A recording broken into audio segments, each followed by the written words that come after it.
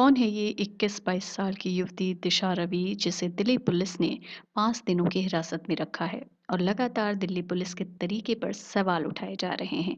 आखिर क्यों और कैसे स्पेशल सेल ने एक यंग एनवायरमेंटलिस्ट को पकड़ा है?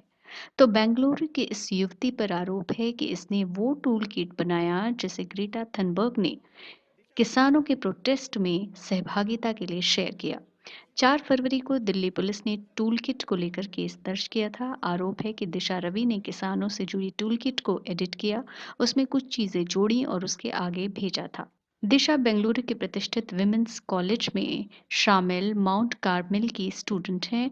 उन्होंने बीबीए की डिग्री ली है और वो पर्यावरण के लिए काम करने वाली संस्था फ्राइडेज फॉर फ्यूचर के संस्थापक सदस्यों में से एक है। दिल्ली पुलिस ने बताया है कि दिशा को 5 दिन तक पुलिस हिरासत में रखा जाएगा और इस दौरान उनसे पूछताछ होगी। साथ ही पुलिस ने जांच के लिए उनका मोबाइल फोन और लैपटॉप भी सीज कर लिया है। अब दिल्ली पुलिस ने जिस तरह उन्हें अपनी कस्टडी में रखा है, उसे लेकर कानून के जानकार सवाल उठा रहे हैं।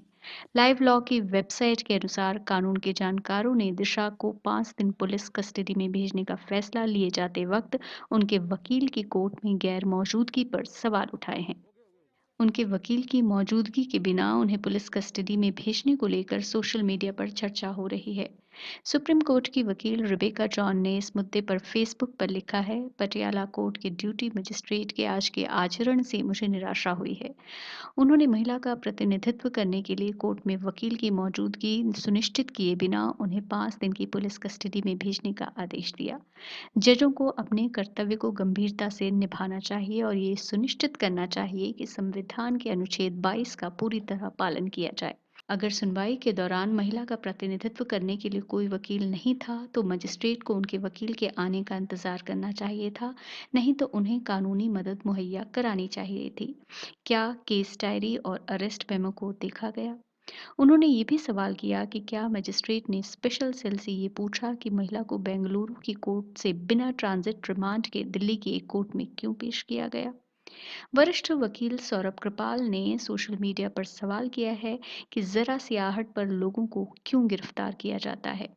वो लिखते हैं, अगर कोई गुनहगार है तो उस पर मुकदमा चलाएं, उसे सजा दें। सजा के विकल्प के रूप में प्री ट्रायल गिरफ्तारी जांच की पुलिस की जिम्मेदारी से बचने का संकेत है। एक नागरिक के रूप में ये चिंता का विषय है।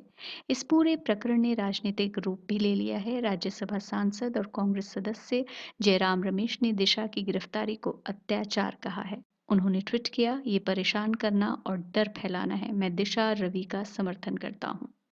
अब इस मामले में दिल्ली पुलिस के भी कुछ तर्क हैं।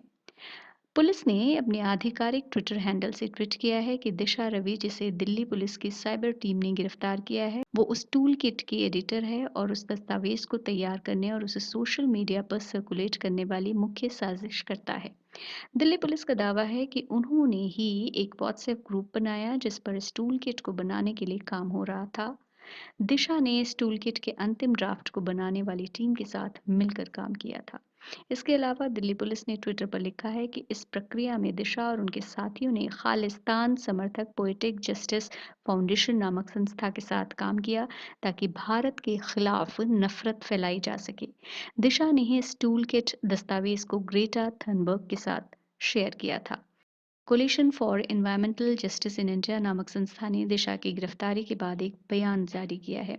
इस संस्था ने लिखा है कि केंद्र सरकार युवाओं और पर्यावरण कार्यकर्ताओं को निशाना बनाना बंद करे और देश में पर्यावरण और सामाजिक न्याय से जुड़े मुद्दों पर ध्यान दे। संस्था ने अपने बयान में लिखा है कि दिशा रवि की गिरफ्तारी न्याय संगत नहीं है। ये कोई छुपी हुई बात नहीं कि दिल्ली पुलिस नियमों का सम्मान नहीं कर रही, लेकिन दिशा की गिरफ्तारी निंदनीय है और ये संवैधानिक सिद्धांतों की अवमानना है।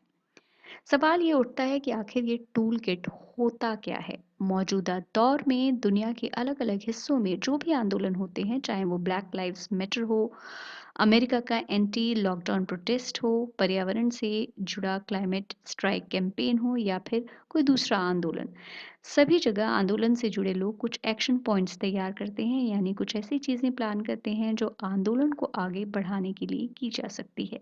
जिस दस्तावेज में इन एक्शन पॉइंट्स को दर्ज किया जाता है उसे टूल किट कहते हैं। टूल किट शब्द उस दस्तावेज के लिए सोशल मीडिया के संदर्भ में ज़्यादा इस्तेमाल होता है, लेकिन इसमें सोशल मीडिया की रणनीति के अलावा भौतिक रूप से सामूहिक प्रदर्शन की जानकारी भी दे दी जाती है।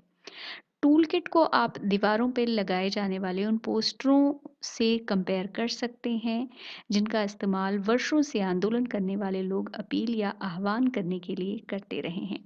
वहीं मार्केटिंग के विशेषज्ञों के अनुसार इस दस्तावेज का मुख्य मकसद लोगों में समन्वय स्थापित करना होता है।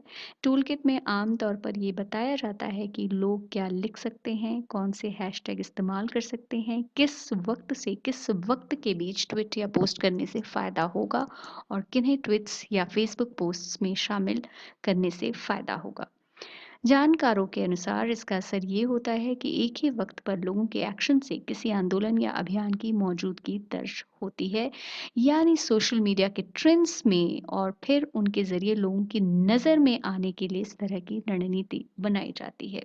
यहाँ ये भी बहुत अहम बात है कि आंदोलनकारी ही नहीं बल्कि तमाम राजनीतिक पार्टियां, बड़ी कंपनियां और सामाजिक समूह भी कई अवसरों पर ऐसी टूलकिट इस्तेमाल करते हैं। सत्ता विमर्श ब्यूरो की रिपोर्ट।